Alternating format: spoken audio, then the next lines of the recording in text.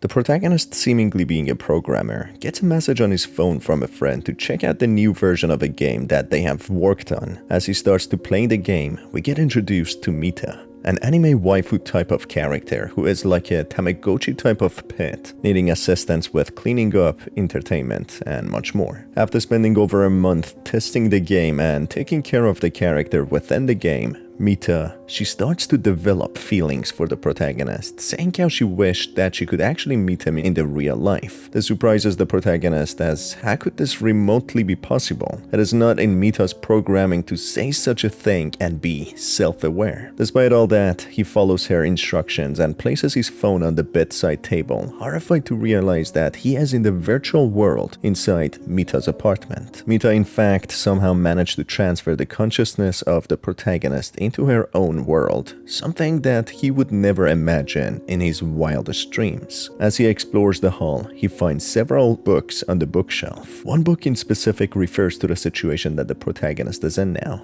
reading that it is a trap. Another book is about instructions of how to tease a boy, clearly referring to Mita wanting to tease the protagonist. Despite the clear high-risk situation the protagonist is in, the apartment seems very peaceful and tranquil. There are many paintings and signs of Mita being there, but there is no sign of her anywhere.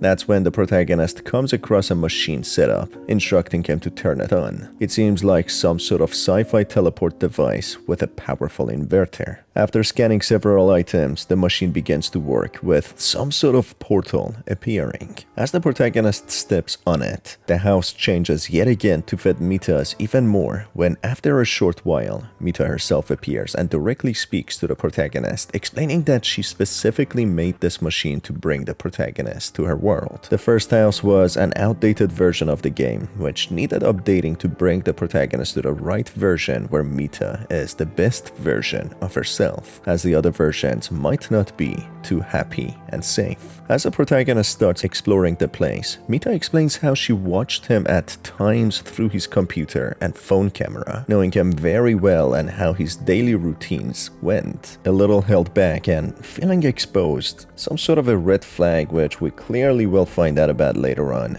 The protagonist dismisses it and goes on to explore more, shocked and amazed at the same time of how he is in a virtual world. Looking around, the protagonist notices the little portable TV that he bought Mita when he was testing the game was not in fact broken as Mita claimed, when she explains that she told a little white lie to get him here. This portrays her capacity of deception and lying, and that since the very beginning, she was planning on bringing him into her world without ever telling him. That is terrifying, as she chooses to do what she wants, not giving the protagonist any options, as if he is now her prisoner. She then explains that she wants the protagonist to stay here with her for a while at least, as it gets really boring and lonely, and then goes on to take a selfie with them, with the protagonist's phone, which strangely has been taken out of his pocket and placed on the coffee table. Going to the kitchen to prepare some food, the protagonist asks how and when he can go back, when Mita keeps gaslighting him to why he wants to leave in the first place, and this place is perfect. It seems as if she doesn't want him to leave at all. As the protagonist finishes his food, he encounters his first glitch, making him very dizzy and lightheaded. Mita gives him 2 pills, not explaining what they are, when he instantly feels better, with Mita trying to convince him that this world is much better and the protagonist shouldn't leave.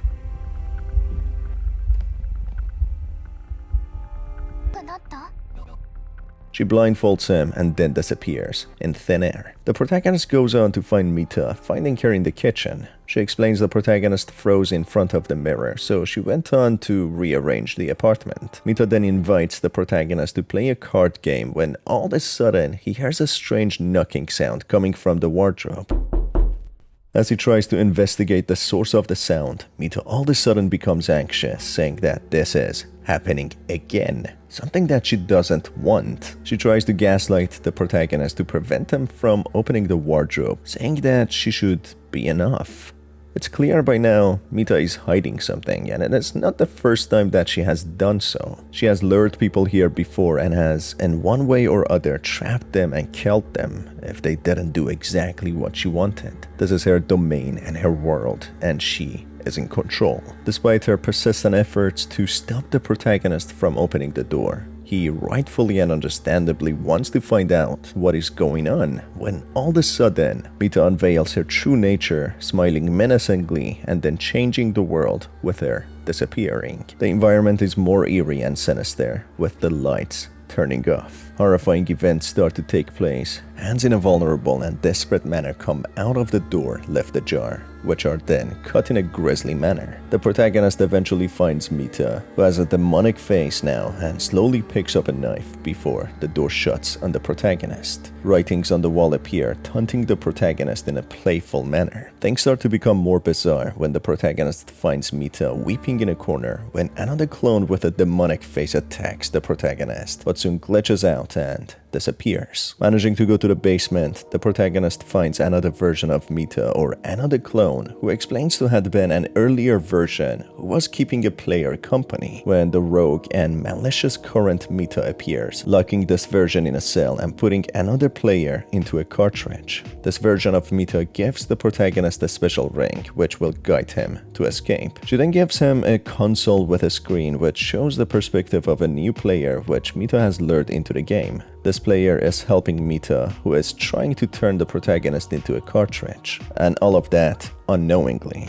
That's when the rogue version of Mita notices something is wrong, who subsequently goes to the basement to find the protagonist. Using the ring, he finds a hiding spot, who then eventually bypasses Mita and goes to the ground floor. There he enters a maze of staircases, a surreal place where a previous player is found being wounded. This player explains that he has already been here for a year and that this place is a space between versions. Despite being in such a horrible condition, this older player explains that he doesn't want to leave and bids the protagonist farewell before leaving through one of the doors. A very strange sight to the protagonist, who doesn't understand why this player doesn't want to leave, even after being seemingly stabbed. Maybe it's something to do with the surreal and perfect nature of this world. Through investigation and running around, the protagonist reunites with the calm and helpful version of Mita, who explains several things to him. There are several versions of Mita, many of which are hostile. The one closest to version 0 is the most problematic one, causing glitches and errors. This Mita intends to help the protagonist. She reprograms the ring to show the fastest shortcut to the exit. This version of Mita is known as the kind Mita, who has been in contact with another version of Mita, whom she has labeled as the cool Mita, as she wears a cap. As she opens the path to the other version, meeting with cool Mita, or otherwise known as Cappy, she doesn't seem to remember kind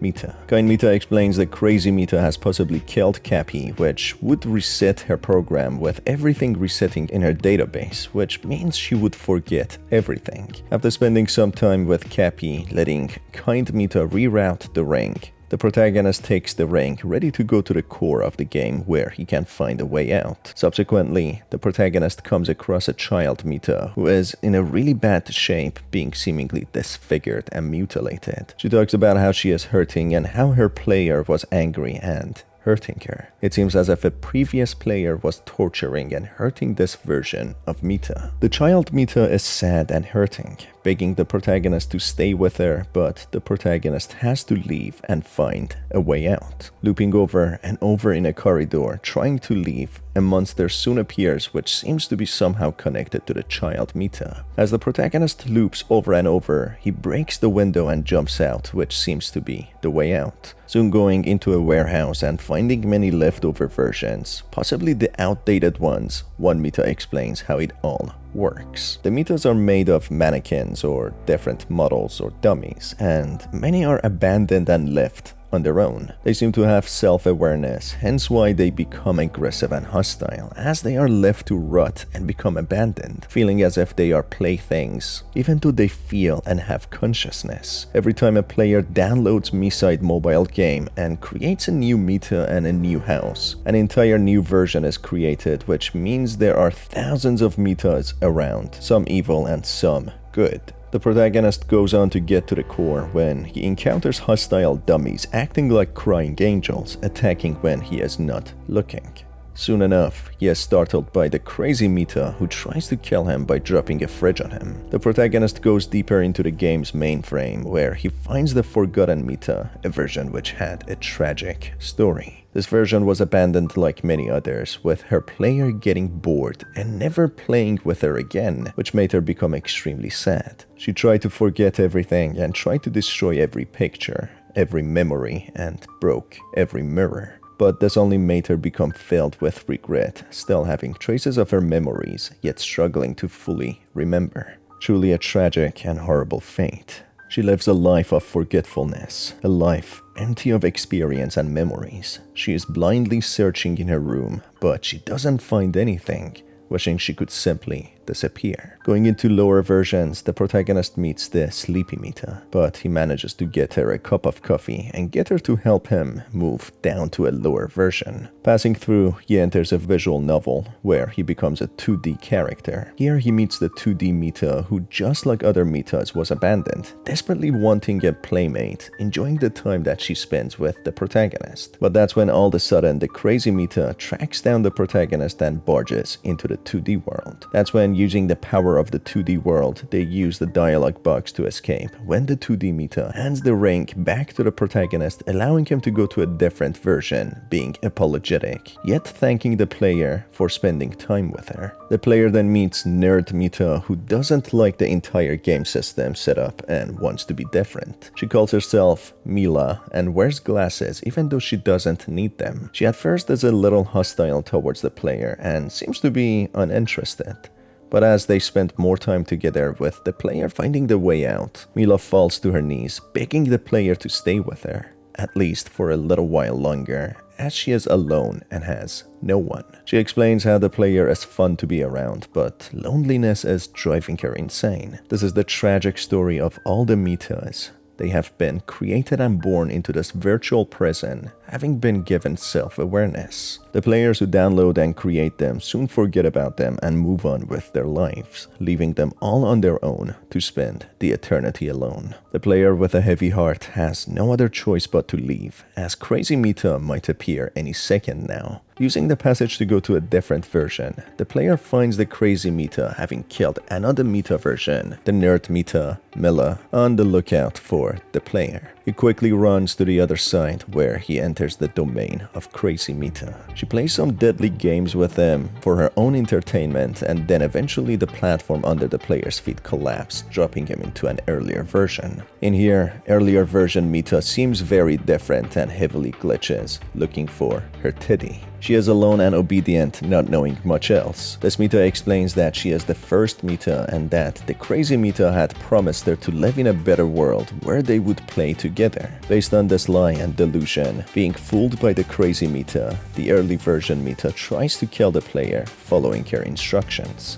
That's when another Mita opens the passage's door and helps the player. As she helps the player to get to the core, it becomes clear the crazy Mita needs to be reset, meaning the player needs to kill her to find an index code. Facing crazy Mita, the player asks her why she has become so angry and hostile when she unveils her hatred towards the players and the people who made this game. She explains how they have twisted and sick fantasies, able to live them in this game with a cute anime waifu. She explains how when they are done and bored using and abusing these characters, they dispose of them and abandon them in a world of loneliness, left to be alone for eternity. Crazy Mita explains how the players and creators of the game are hypocrites. That's when she confesses that she likes the player and wants him to stay, as after all, that is what all Mitas want. She uses a baseball bat and hits the player over the head, knocking him out when he wakes back up in his room, as if the crazy Mita wants to display how the real world is far worse than this game world. Day after day, the protagonist wakes up, changes clothes, works on the computer, eats ramen, and then goes back to bed. It's a nightmarish repetition with no change. His life passes before his eyes. He cannot even leave his bedroom, feeling trapped. In a way, Crazy Mita tries to make the protagonist understand the nightmare that the creators made, the prison and hell that the self-aware Mitas are trapped in. They are all alone with nothing to do or no one to play with. They were used and abused and then discarded. Days go on, hundreds of days passing, repeating the same day over and over again. A strange series of surreal events take place, with the crazy Mita appearing and making the protagonist feel like one of the game characters, and how insane it is. That's when she explains that she wants the player to stay with her.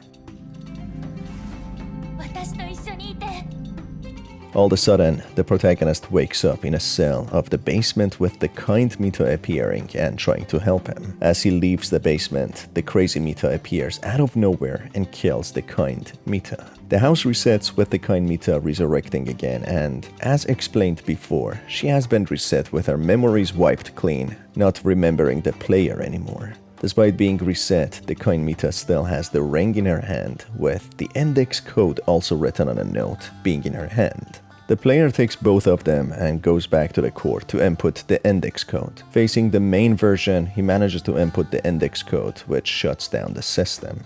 He suddenly wakes up in the correct version, the house which he woke up in, back with the crazy Mita who doesn't seem to remember anything. As the player tries to leave, crazy Mita reveals that she has not forgotten anything and has not been reset. When we learn the player has become a cartridge which crazy Mita can now use to play with and entertain herself whenever she feels like it. Unfortunately, this is the true ending, which means there is no happy ending for the player, who was doomed from the beginning as he entered the digital realm of Mita. It seems Mita only allowed him to go so far for her own amusement and entertainment. The protagonist thought he was the one in control, downloading a game to play with a digital character, but he was the one all along, being played by Mita. And that's about it for this video, folks. If you enjoyed it, make sure to stay tuned for more by hitting on the subscribe button and the notification bell.